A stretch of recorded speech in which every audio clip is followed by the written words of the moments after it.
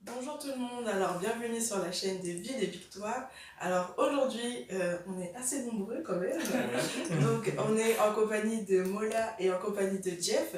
Donc comme vous avez pu le voir au titre de la vidéo, aujourd'hui on va parler du divorce. Donc ça peut paraître étonnant peut-être qu'on parle du divorce, sachant que Mola et moi nous sommes célibataires, non mariés, Jeff est marié. Mais on a trouvé que c'était un thème intéressant parce qu'il y a beaucoup trop de divorces, et même chez les chrétiens. Donc c'est un sujet qui a le mérite d'être traité. Donc c'est la raison pour laquelle on a décidé d'en parler aujourd'hui. Donc Jeff, si tu veux bien te présenter. Ok, bah de toute façon, déjà, merci aux filles de m'avoir invité. Gloire à Dieu. En tout cas, c'est un plaisir d'être parmi vous cet après-midi. Moi, c'est Jeff.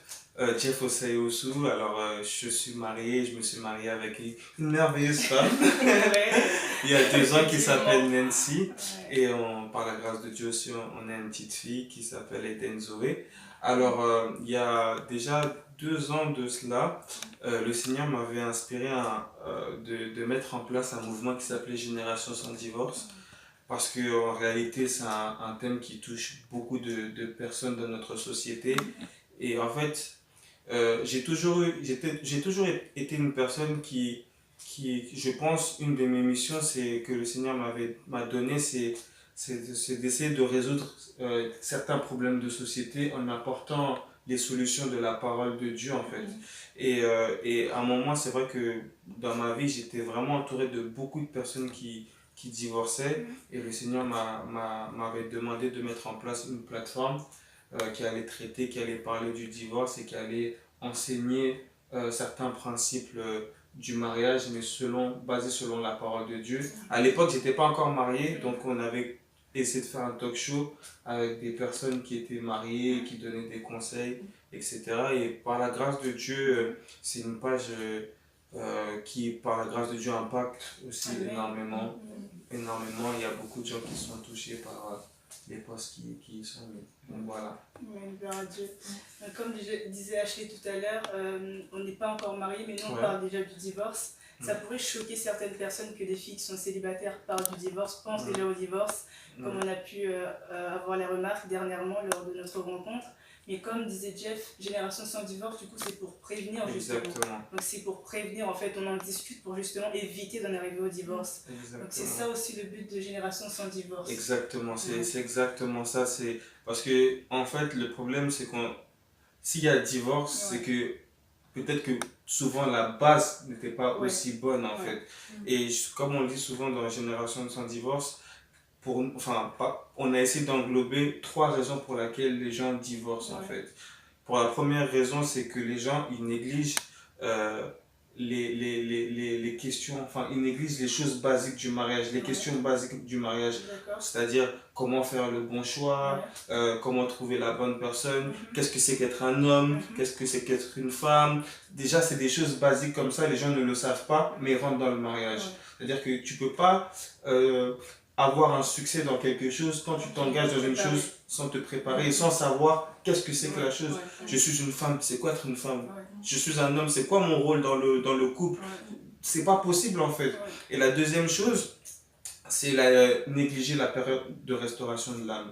Comme souvent je le dis, parfois on a eu tellement de bagages émotionnels que parfois quand on rentre en couple, en fait, tout ce qu'on essaie de cacher, lorsque dans un couple, c'est pas possible, ça se ressort. C'est pour ça qu'il y a des gens, on les voit, ils sont en couple, ils vont dire à peut-être, je sais pas, je suis marié avec Nancy, Nancy va te dire, mais tu sais que Jeff il est comme ça? Tu vas dire, mais toi tu vas dire, mais non, mais Jeff, j'ai jamais vu comme ça. Non, parce que plus vous êtes mariés, plus vous êtes proches, plus c'est impossible de cacher ses défauts en fait.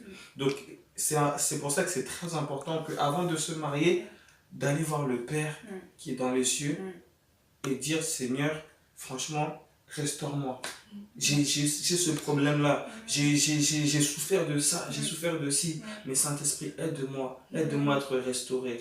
Et la troisième chose, les gens ne savent plus c'est quoi la notion de l'amour selon Christ. L'amour, on appelle ça l'amour agapé, l'amour inconditionnel. Les gens n'en sont plus conscients, ils ne savent pas ce que c'est réellement. Donc, on a essayé de regrouper. Pour nous, c'est à peu près les 3 raisons pour lesquelles les gens divorcent. D'accord. Donc la question qu'on va traiter, tout d'abord, c'est le divorce est-il strictement interdit et y a-t-il des cas dans lesquels on peut divorcer? Waouh! La question est assez complexe. Après, je sais qu'il y a beaucoup de choses qui divisent beaucoup de personnes, surtout sur certains cas particuliers, comme je pense notamment si un homme il bat sa femme, etc. On sait que ça divise beaucoup de personnes. Après, comme on l'a dit déjà tout à l'heure, le but souvent c'est déjà de faire un bon choix. C'est déjà la base en fait, parce que comme je le dis souvent, si tu fais pas, en fait, ne fais pas un choix qui peut t'exposer à divorcer. Parce que il y a des raisons pour lesquelles ça ne sera pas possible de divorcer. Si tu es une personne qui est maniaque, etc., et que tu dis, mon mari est trop bordélique, j'en ai marre, je vais divorcer. Non, arrêtez, sérieusement. Non, en fait, on ne peut pas divorcer pour tout et pour rien. Et c'est pour ça que Jésus, dans la parole, a été clair. Il a dit, sauf pour infidélité. C'est une des raisons qui permet qu'on puisse divorcer. Maintenant, il y a des personnes qui se disent, mais est-ce que si le mari bat sa femme, etc., d'où pourquoi on a dit depuis tout à l'heure que nous, on fait de la prévention et on fait tout au travers des enseignements, etc., de montrer aux gens qu'il faut faire attention aux choix qu'on fait et qu'il y a des choses qui sont un peu... Pour moi, par exemple, si un homme il bat sa femme, il y a toujours des raisons derrière et il y a toujours aussi des signes qui peuvent nous montrer que c'est une personne violente en fait. Dès le départ, il y a pas... On voit pas la fin. Une personne n'est pas violente du début. Que dans le mariage, que dans le mariage, voilà. Dans la période de fréquentation, même les fiançailles, on peut déjà se rendre compte de ces choses-là. Exactement, qu'on peut se rendre compte de certaines choses. Après, maintenant, si on ne s'est pas rendu compte et que cet homme-là nous bat une femme, bat sa femme, jusqu'à que demain elle va mourir et peut-être qu'elle a des enfants, pour moi, c'est mon avis, c'est que parfois aussi, je pense que Dieu est sage en fait, c'est-à-dire que une femme elle a des enfants, elle va pas se laisser battre par son mari jusqu'à mourir en fait. Donc dans ce cas-là, moi ce que je dirais c'est que peut-être que la femme peut se séparer, peut se séparer. Après voilà, c'est à elle de voir si elle veut divorcer, c'est à elle de voir si c'est ce qu'elle veut faire, mais on peut pas dire à une personne qui dans ce cas-là de continuer et de rester dans ce mariage alors qu'elle est en train de souffrir et limite de mourir en fait. Mais en fait ce que je veux dire c'est que le divorce, Dieu veut qu'on le prenne tellement au sérieux, ou non, le mariage, excusez-moi, le mariage, Dieu veut qu'on le prenne tellement au sérieux que ça soit pas une chose, parce que voilà, on voit des gens maintenant réellement divorcer pour rien, et justement dans Génération sans divorce, une des choses qu'on fait c'est qu'on traite les 10 cas de divorce les plus fréquents en France, et on essaye de répondre à cela au travers de la parole de Dieu. On ne peut pas divorcer pour rien. C'est pour ça que ça demande, on va le répéter souvent dans cette vidéo, mais c'est parce que c'est important, la prévention. La prévention, faire le bon choix, ça commence déjà par là en fait. La qualité du choix que tu vas faire va dépendre aussi du succès du mariage aussi. Du coup, tout à l'heure, tu disais que la Bible tolère le divorce dans le seul cas où il y a l'adultère. Mais c'est pas pour autant qu'on peut aussi divorcer. Enfin, c'est toléré, mais c'est pas non plus une obligation, c'est pas un devoir. C'est-à-dire qu'on peut décider aussi de pardonner et de continuer la relation pour arranger les choses. Comme on avait dit, c'est un peu au cas par cas en fait. C'est à apprécier selon le cas justement. Et justement, comme tu disais, c'est pas parce qu'il y a adultère qu'il faut forcément divorcer. Ou des fois, il y a d'autres choses qui sont pas, par exemple, dites dans la Bible. Et pourtant, ça peut être des raisons pour lesquelles on sent qu'il faut peut-être une séparation, comme tu disais, quand l'homme bat sa femme. Donc c'est vraiment à apprécier au cas. Et je pense que nous-mêmes, on peut pas dire tu peux divorcer pour ça ou tu peux divorcer pour ça. C'est vraiment au cas par cas. C'est aussi une chose à demander au Saint-Esprit pour nous guider, parce que nous on peut se dire dans ce cas-là je peux divorcer, mais peut-être que pour Dieu non, il y a une solution qui peut se trouver.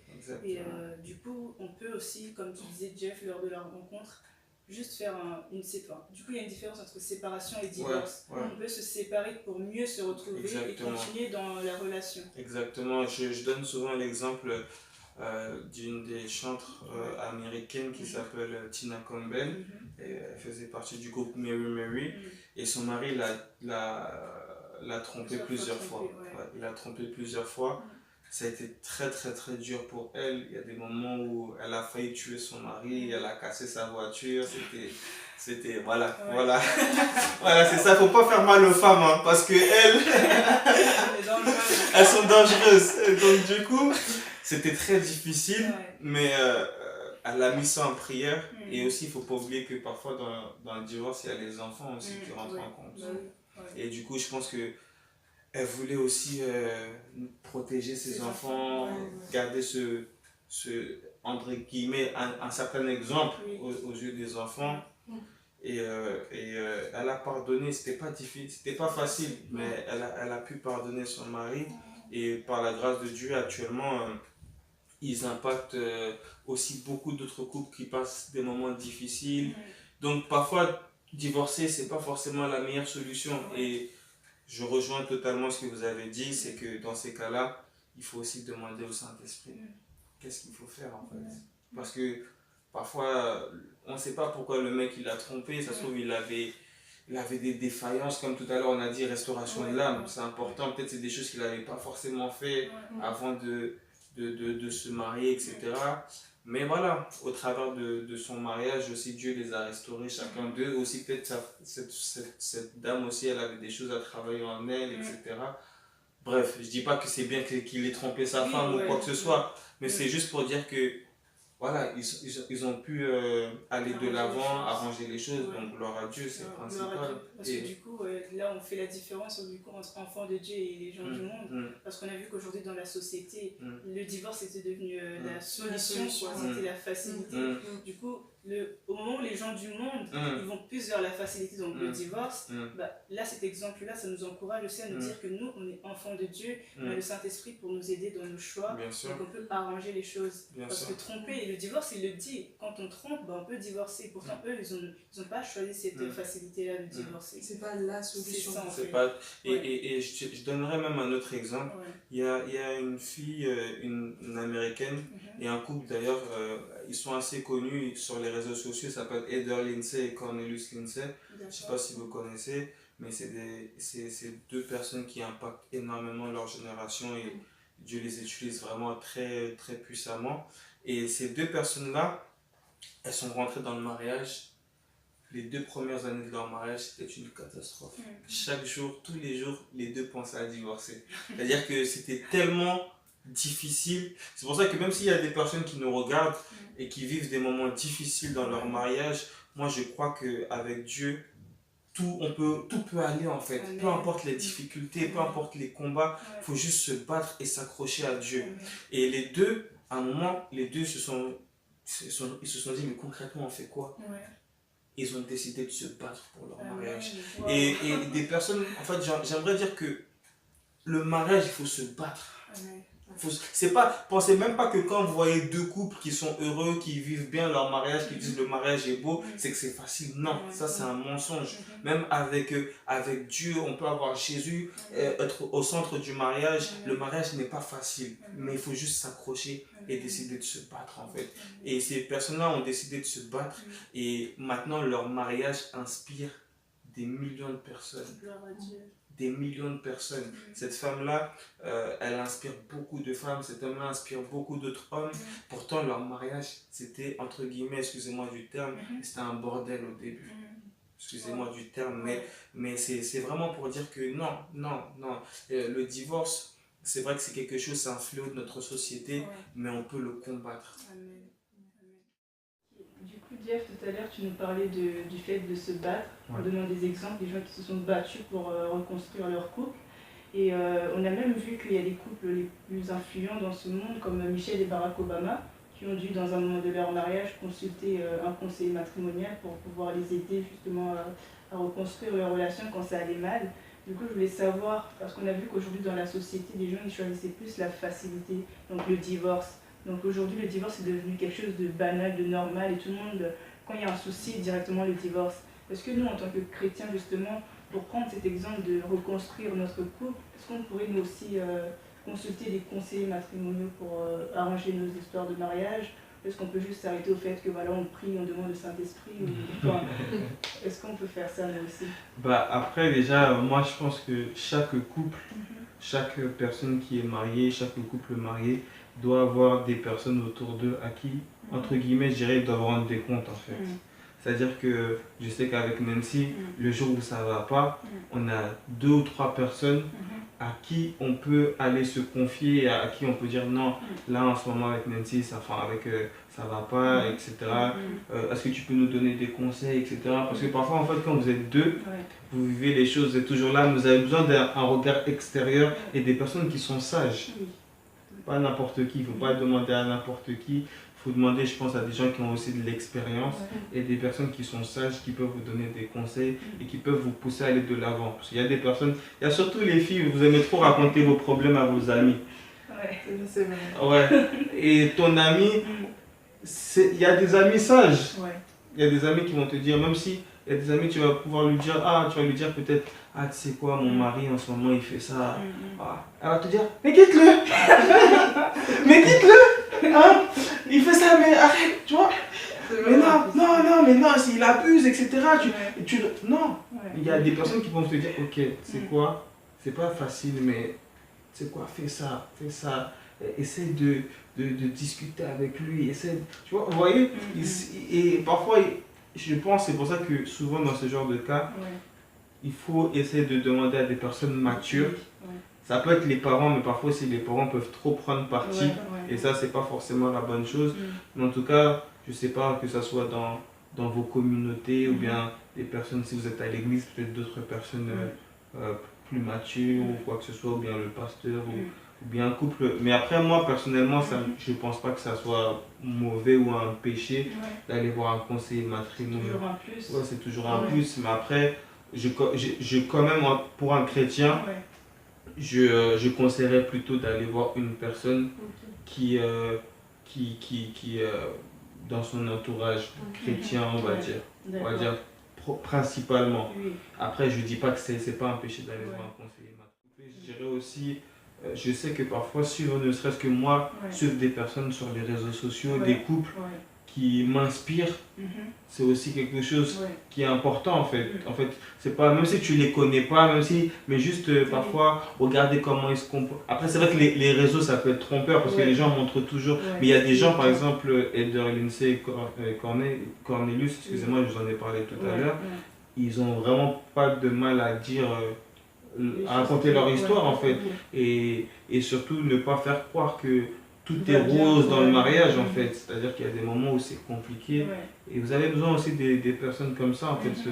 Donc aussi peut-être suivre des personnes, même je dirais que même si c'est vrai que ces personnes-là on ne voit pas leurs moments difficiles, mais s'ils vous inspirent, ça peut aussi vous aider pour dans votre mariage en fait. D'accord, ok, d'accord, bon, ça marche.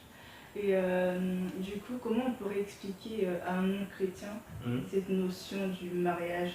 Parce que je sais qu'aujourd'hui, d'ailleurs j'ai discuté avec des collègues qui pour eux ils disaient non mais aujourd'hui les filles on peut plus leur faire confiance, franchement c'est plus ce que c'était avant, alors du coup ils ont peur de s'engager, ils ont peur ils trouvent plus en fait l'importance en fait de s'engager, de prendre cette décision là, de se dire bon je fais confiance à la personne, donc ils ont peur en fait, parce qu'aujourd'hui les filles c'est plus ce que c'était avant. Donc aujourd'hui, on peut dire que le divorce c'est aussi causé par le fait que notre société change en fait. C'est plus ce que c'était avant, les femmes ne sont plus aussi respectueuses et aussi sages qu'elles étaient avant, si on peut dire ça. C'est aussi l'une des causes qui fait qu'aujourd'hui on a beaucoup plus de divorces. Et toi en tant qu'homme, qu'est-ce que tu en penses de ça? En tant qu'homme, ce que je pense de ça, c'est que c'est vrai qu'au final, la société évolue, la société change, etc. Mais la parole de Dieu, elle ne change pas. Elle reste toujours la même. Et en fait, le truc, c'est que si on revenait simplement à la base de ce qui a été écrit dans la parole de Dieu, et si moi je peux pas concevoir que deux personnes s'appuient sur Christ et respectent les principes de Christ, que ces deux personnes, que ce couple-là peut divorcer, c'est inconcevable. Comment deux personnes... Donc, c'est-à-dire qu'il y a un problème. Les gens, en fait aussi, les gens, ils veulent que les choses marchent sans prendre en compte ce qui va faire, qui va marcher. C'est normal. Comment tu peux essayer de vouloir qu'une chose marche si tu ne prends pas en compte la chose qui va te permettre de marcher, cette chose. Et cette chose-là, c'est la parole de Dieu. Franchement, c'est vraiment la parole de Dieu. Et je dirais aussi que les gens, en réalité, ils ne veulent pas se marier parce qu'ils ont peur d'échouer dans le mariage. Si on dit à chaque personne, tu vas te marier, c'est garanti à 100% que ton mariage sera un succès, tout le monde irait se marier. On est d'accord? On est d'accord. Donc les gens maintenant, ils ont peur de se marier, pas parce qu'ils ont peur, ils n'aiment pas le mariage. Ils ont peur de se marier parce qu'ils ont peur du mariage. Parce que, et c'est ça, comme je l'ai dit tout à l'heure, je n'ai vu personne qui s'est appuyé sur Christ et en même temps qui s'est appuyé sur les valeurs de Christ. Parce que beaucoup de gens aussi sont chrétiens et divorcent. Parce qu'ils pensent qu'il suffit juste de dire Jésus pour que ton mariage marche. Non. Parce que la parole de Dieu, il y a des principes et il y a des valeurs. Et si tu ne respectes pas ces principes, si tu ne respectes pas ces valeurs, ça ne va pas fonctionner aussi. Donc il y a ces deux choses. Et je dirais que voilà, les gens, je ne pense pas que les gens ne veulent pas, qui n'aiment pas l'amour. Tout le monde aime l'amour sur cette terre. Même la personne qui te dit, c'est une personne qui te dit qu'elle n'aime pas l'amour, elle est juste aigrie. Mais au fond, elle-même, elle sait qu'elle aime l'amour, mais que c'est son aigreur qui fait qu'elle te dit qu'elle n'aime pas. Mais voilà, il faut, tout le monde aime l'amour. Tout le monde aime l'amour. Mais les gens, ils ont peur. Et je comprends. D'un côté, je peux comprendre pourquoi ils ont peur. Parce qu'on voit qu'on est dans une société où les gens divorcent, mais c'est fou. Et les gens, ils ont peur de souffrir. Parce qu'au final, les gens peuvent tout dire, mais le divorce, ça fait mal. Le divorce, ça fait mal. Et c'est pour ça que, voilà, encore une fois, il faut faire attention. Ne rentrons pas dans le mariage parce que c'est un délire. Ne rentrons pas dans le mariage. Parce que si tu rentres, tu crois que le mariage c'est un délire, tu vas ressortir avec un délire aussi. Non, mais c'est vrai. Tu vas ressortir avec un délire aussi. Non, c'est pas... Prenons ça au sérieux. Et au-delà de ça, c'est une institution qui vient de Dieu. C'est une institution, le mariage c'est une institution qui vient vraiment, qui vient de Dieu. C'est Dieu qui a initié le mariage en fait. Et rien que pour ça, on doit le valoriser. On doit le valoriser. Et pour moi, vraiment, quand tu te maries, que tu rentres dans le mariage, tu as une responsabilité. Tu as une responsabilité envers Dieu, mais tu as une responsabilité aussi envers les hommes. Les hommes, quand je dis les hommes, c'est avec un grand H, qui sont autour de toi. Parce que tu disais aussi que quand on divorce, les victimes, c'est déjà les personnes qui divorcent, les enfants, mais aussi la société. Exactement. Parce que ça te concerne le divorce, mais ça impacte aussi sur la société. Quand si tout le monde divorce, il y a des gens qui vont du coup avoir peur du mariage, vont se dire mais si tout le monde divorce, moi aussi je vais divorcer. C'est le cas. C'est ce qu'on se rend compte, c'est que quand on discute avec des gens, on demande est-ce que tu connais des gens divorcés, c'est commun en fait.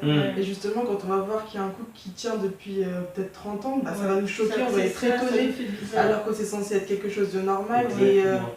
Et en fait, la société en fait quelque chose de basique, de simple. Et comme je disais la dernière fois, j'avais vu, c'était au journal, une dame qui célébrait son divorce. En fait, maintenant, tu as des fêtes pour célébrer ton divorce. Elle avait brûlé sa robe de mariée.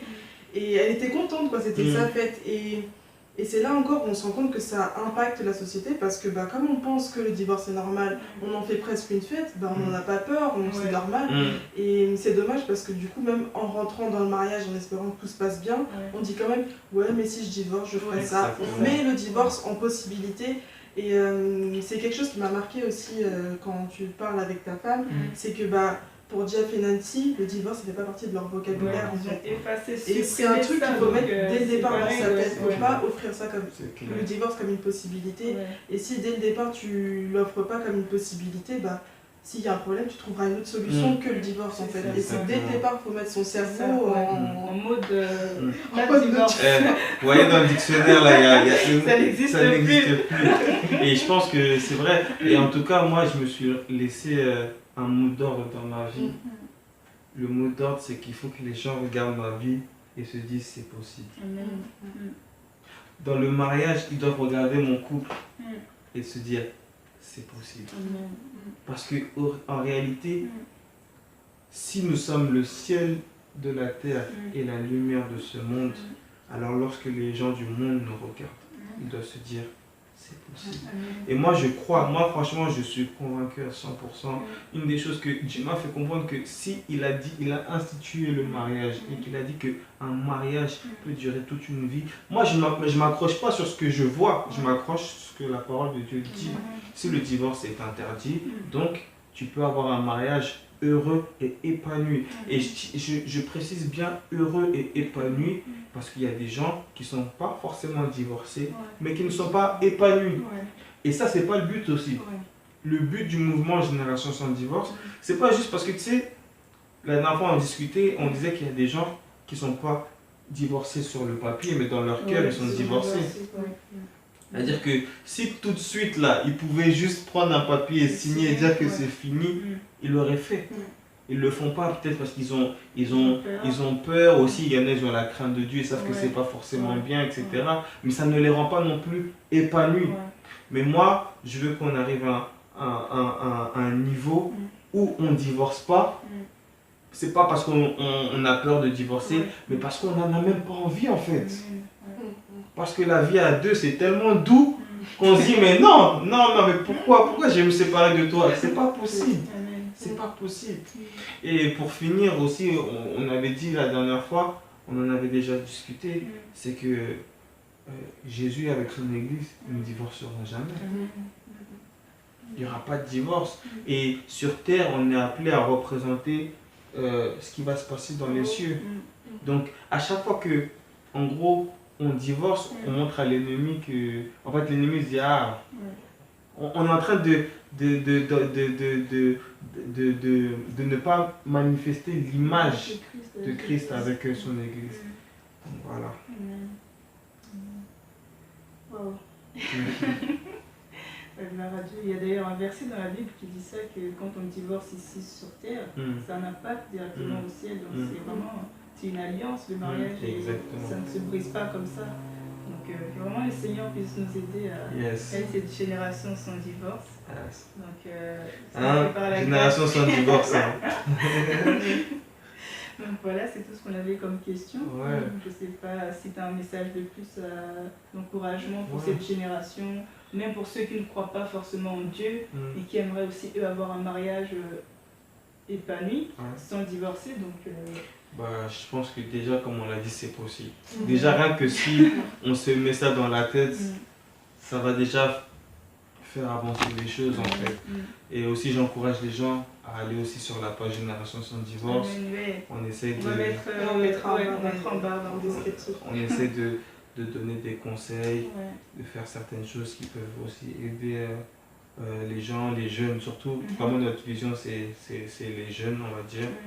Et par la grâce de Dieu, on essaiera de mettre certains projets en place, des masterclass avec des personnes qui viendront enseigner. Donc priez pour nous simplement. À ça. Priez pour nous, mais vraiment, moi, mon objectif, et quand Dieu m'a donné cette vision, c'est vraiment qu'il y a un impact même dans les statistiques. Amen. Bientôt, là, vous allez voir, là, il y aura une journée, la journée de Génération sans divorce. Amen, on attend ça avec impatience. Voilà. Là où tout le monde entier va se rappeler que le divorce, c'est pas une bonne chose. Amen, on attend ça avec impatience. Dieu va faire ça. Gloire à Dieu. Merci beaucoup en tout cas, Dieu. Yes. En tout cas, merci pour l'invitation. Et merci à toi d'avoir accepté. Et vraiment aussi que Dieu vous bénisse pour cette œuvre-là. Et en tout cas, continuez à liker la page. Ok, et continuez à suivre. Amen. Gloire à Dieu. Voilà, on vous fait plein de gros bisous. Yes. On espère en tout cas que la vidéo vous a plu. N'hésitez pas à mettre des commentaires. Comme ça, on pourra continuer à en discuter si ça vous intéresse. Et n'hésitez pas, comme on a dit, à aller sur la page Instagram de Génération Sans Divorce. Et il y a une page Facebook aussi. On vous mettra tout ça en bas et n'hésitez pas à aller voir. Et voilà, on fait de gros bisous. Et on y croit. Génération Sans Divorce. Amen. World, world, world, take time to breathe.